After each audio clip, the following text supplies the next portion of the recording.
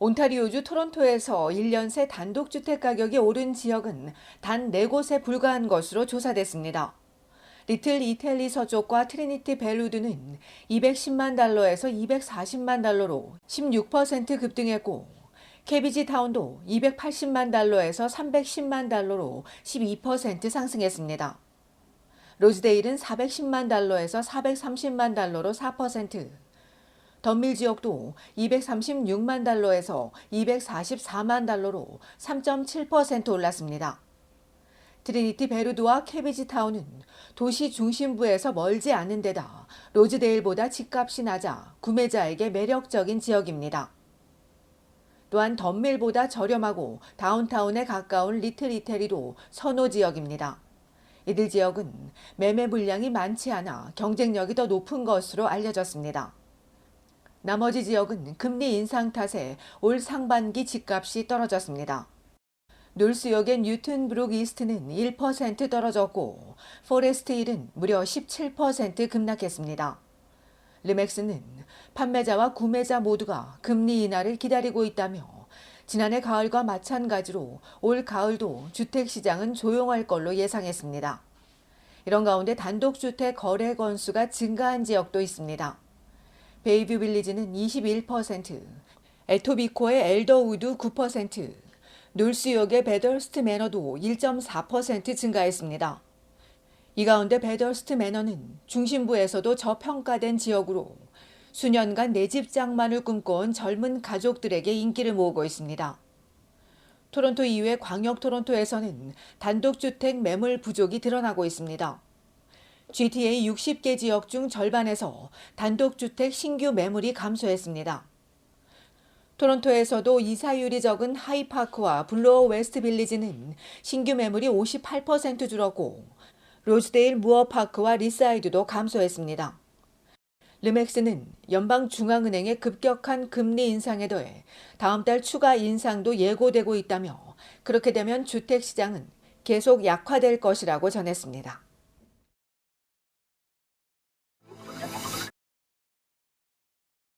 온타리오주 한인 최대 규모의 토론토 한인 대축제가 사흘 앞으로 다가왔습니다. 토론토 한인 대축제는 오는 금요일 오후부터 일요일 밤까지 놀스역 멜라스트만 광장에서 열립니다. 행사 첫날에는 오후 5시 사물놀이를 시작으로 한국에서 초청된 비보이 팀 퓨전 MC와 걸밴드 그룹 롤링 쿼츠 무대가, 둘째 날엔 낮 12시 반 댄스 쇼케이스를 시작으로 K-팝 댄스 경연대회 등이 진행됩니다. 이날 오후 5시 태권도 시범과 개막식 다음으로 비보이 팀과 K-팝 보이그룹 저스트비, 걸밴드 그룹 공연이 화려하게 이어집니다. 마지막 날은 판소리를 시작으로 안토니오 박 셰프의 콘서트, 비보이 댄스 배틀이 열리며 저녁에는 한인 노래자랑 대회가 개최됩니다. 노래자랑 대회 1등과 MVP에게는 한국 왕복 항공권이 주어집니다. 행사장에선 김치 체험관과 K피쉬 K드링크 팝업 스토어가 운영되고, K컬처존에선 전통놀이와 도자기 만들기 시연 등이 진행됩니다. 18개 부스에서 다양한 한식을 맛볼 수 있는 K스트리트 푸드 코너와 치킨과 맥주, 막걸리를 즐길 수 있는 가든은 사흘 내내 낮 12시부터 밤까지 운영됩니다. 이번 행사 협찬은 TD은행과 한국관광공사가 각각 8만 달러씩, 윌로우데일 BIA와 기보스시 $10,000, 아리랑 핫도그 8,000달러 등입니다. 토론토 한인 대축제와 관련해 자세한 내용은 행사 홈페이지에서 확인할 수 있습니다.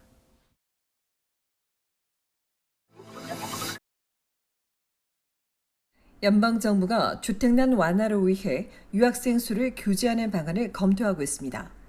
정부는 주택 위기가 수십 년간 누적된 문제이긴 하지만 지금 관심이 필요한 분야는 최근 급증한 유학생이라고 지적했습니다.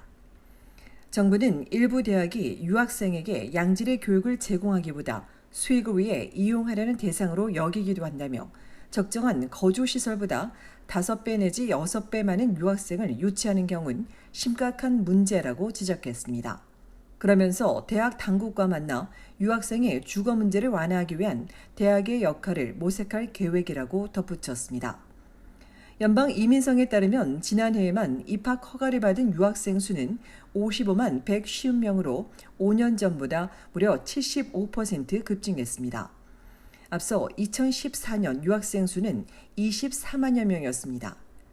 유학생들도 캐나다에서 공부는 하고 싶지만 주거 문제는 너무 심각하다고 토로하고 있습니다. 조지 브라운에 다니기 위해 넉 달 가까이 집을 찾으면서 노숙자가 될지 모른다는 스트레스까지 겪었다는 한인도 유학생은 몇 개월치 월세를 한꺼번에 내고서야 집을 구할 수 있었다며 이런 상황에 유학생을 받아들이는 것 이해할 수 없다고 하소연했습니다. 관련 단체는 몇 개월치, 심지어 1년치 월세를 미리 내는 사례를 들었고 비좁고 비위생적인 주택에서 사는가 하면 차에서 생활하는 유학생도 있다며 유학생들에 대한 차별도 집 찾는 데 어려움을 가중시키고 있다고 지적했습니다. 전문가들은 캐나다가 유학생 수에 제한이 없고 학생을 위한 주택을 짓도록 학교에 요구하는 주정부나 연방 정부도 없다며 대학에 더 무거운 책임을 부과해야 한다고 강조했습니다.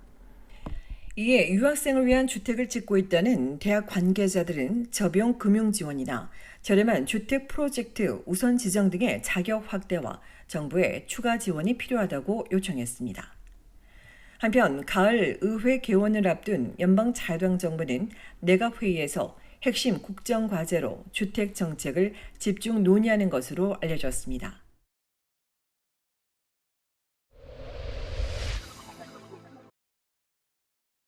엘버타주 웨스트 에드먼턴몰에서 총기 난사 사건이 발생해 3명이 부상했습니다. 어제 저녁 7시 40분쯤 웨스트 에드먼턴몰에서 남성 3명이 총상을 입고 병원으로 이송됐으며 구체적인 부상 정도는 공개되지 않았으나 가해자와 피해자들이 서로 알고 있었던 점으로 미뤄 피해자를 타겟으로 총을 쏜 것으로 보인다는 경찰은 밤 10시까지 몰을 통제하고 스코시아 극장 근처 쇼핑몰 남서쪽을 중심으로 사건을 조사했습니다. 총격범이 붙잡혔는지 알려지지 않은 가운데 이날 쇼핑객들은 경고음과 함께 즉시 가게 안으로 들어가 몸을 숨기거나 차로 돌아가라는 안내 방송을 들었으며 가게 안으로 대피한 쇼핑객들은 약 1시간 30분 정도 머문 뒤 조명이 다시 켜지자 물에서 나갈 수 있었던 것으로 알려졌습니다.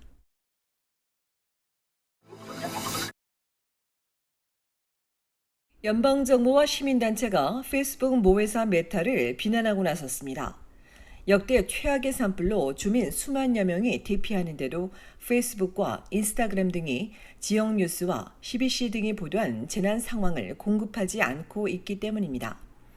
이에 지난주 연방 장관들이 메타의 뉴스 공급 차단에 무모하고 무책임하다고 공격한 데 이어 어제는 저스틴 트루도 연방 총리가 메타를 향해 캐나다인들의 안전보다 기업 이익을 우선시하는 것은 상상할 수 없다고 비판하기에 이르렀습니다. 산불 확산으로 주민 대피령이 내려지는 등 상황이 심각해지면서 소셜미디어를 이용한 산불 관련 뉴스 공유가 절실해지고 있는데 메타가 뉴스 공급 차단을 이어가자 한 시민단체는 23일과 24일 이틀간 전국에서 메타에 접속하지 말자며 차단 운동을 벌일 것을 촉구했습니다.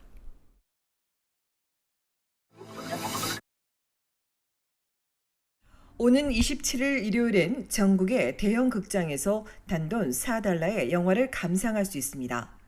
내셔널 시네마 데이를 맞아 캐나다 극장연합과 시네마 재단이 진행하는 1일 특별 할인 행사로 IMAX나 스탠다드, 3D에 관계없이 대부분 모든 영화 한 편을 $4에 볼 수 있습니다. 온타리오주 놀수역 엠프레스워크와 페어뷰몰, 시네플렉스 등 전국의 시네플렉스와 시네마스 구조, 시네마스 시네 엔터프라이즈, 이매진 시네마스, 랜드마크, 매직 랜턴 극장은 물론 일부 독립극장도 이번 1일 할인 행사에 참여할 것으로 알려졌습니다. 영화 시간에 대한 자세한 내용이나 예약은 극장 홈페이지에 확인할 수 있습니다.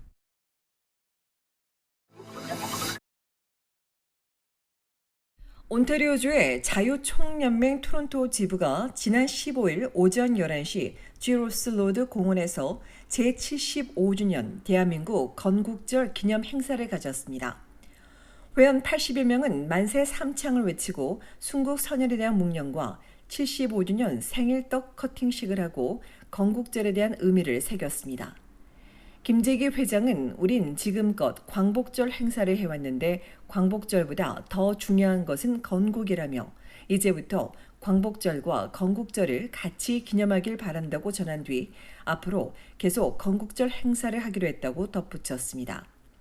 기념식에 이어 푸짐한 점심을 나눈 참석자들은 오후엔 태극기를 그려보고 라인댄스 공연을 관람하고 노래를 부르며 야유회를 즐겼습니다.